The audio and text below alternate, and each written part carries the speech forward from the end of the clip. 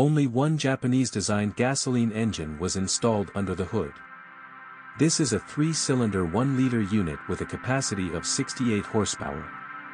The engine was purchased from Daihatsu, after which Toyota upgraded it several times.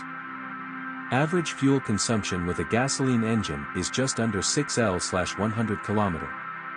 But some Peugeot 107 drivers burn a little more fuel, especially in the city, more than 7 liters. This is partly due to the first 3 gears of the 5-speed manual.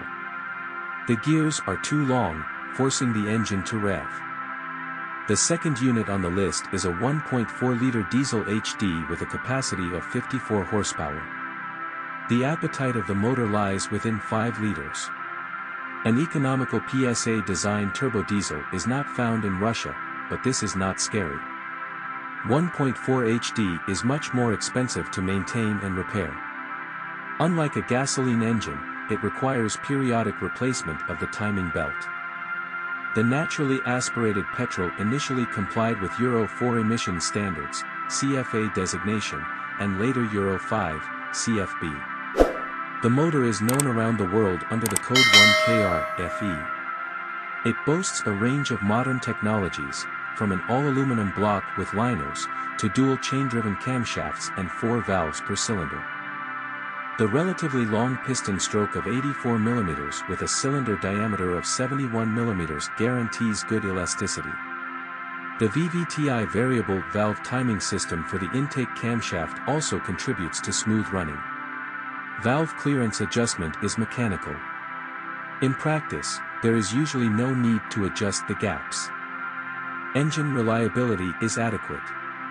At the beginning of production, the owners complained about anomalies in the engine. First, the manufacturer modified the wiring harness in the engine compartment. When this did not help, a more radical decision was made, replacing the engine control unit.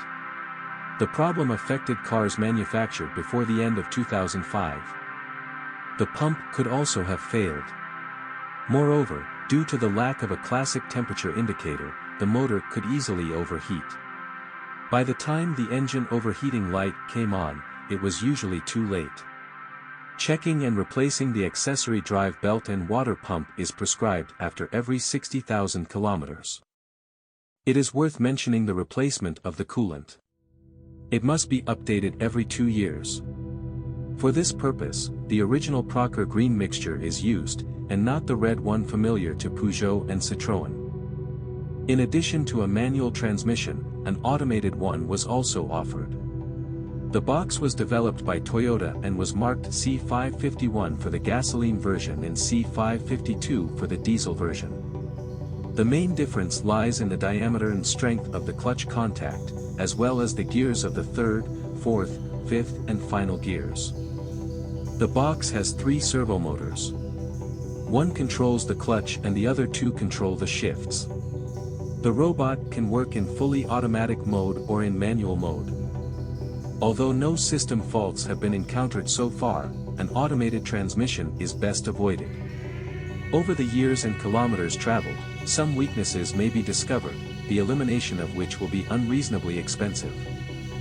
Many owners of cars with manual transmission in the past faced a problem: the clutch disc wore out quickly. Several features contributed to this. The first, difficult to operate clutch pedal and strange noises out of the box. A service bulletin was issued regarding this issue which described the cause.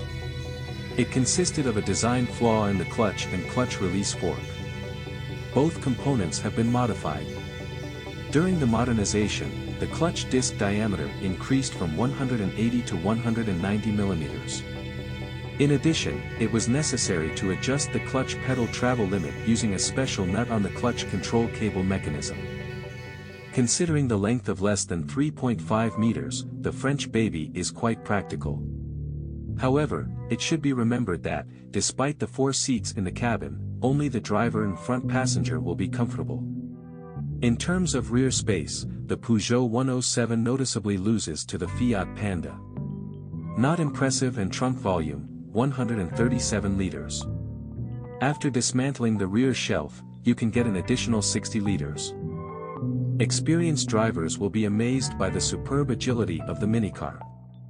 All thanks to the short wheelbase and elastic suspension. The relatively peppy 3-cylinder petrol engine, which provides good dynamics, is quite in keeping with its character. Despite its simple design, modest size and poor equipment, the Little Lion performed well in crash tests according to Euro NCAP, 4 stars.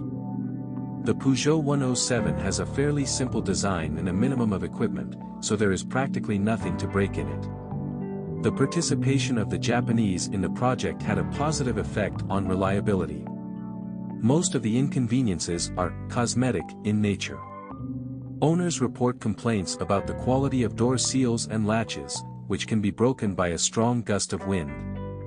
In addition, door locks often fail, in units not equipped with a central lock. Fortunately, the savings did not affect corrosion protection and suspension life. The chassis of the Peugeot 107 has a decent lifespan.